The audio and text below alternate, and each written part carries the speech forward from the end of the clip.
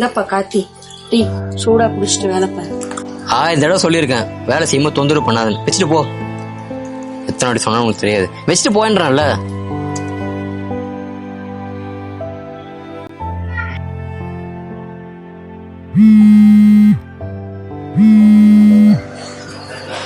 சொல்றா ரமேஷ். டேய் அம்மாக்கு உடம்பு முடியலடா.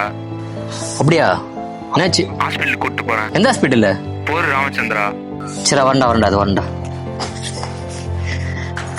இது உள்ள வச்சிரு.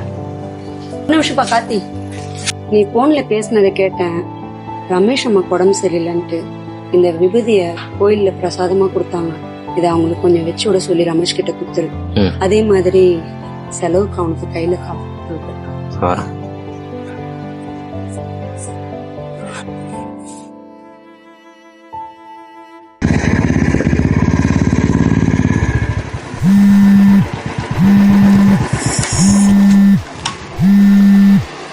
சொல்றா. டேய் மச்சான், அம்மா காலையில ரோட்ல மயக்க போட்டு விட்டாங்கடா.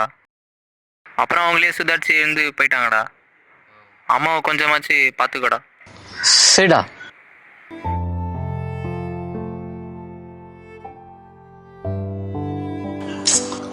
தடவை சொல்லியிருக்கேன் வேலை செய்யும்போது தொந்தரவு பண்ணாதுன்னு. வச்சுட்டு போ.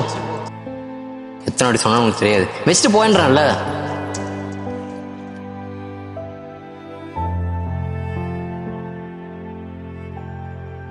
வாழ்க்கையில் உங்களுக்கு நிழலாக இருக்கிறவங்களுக்கு கொஞ்சமாவது நீங்கள் நிழலாக இருங்க.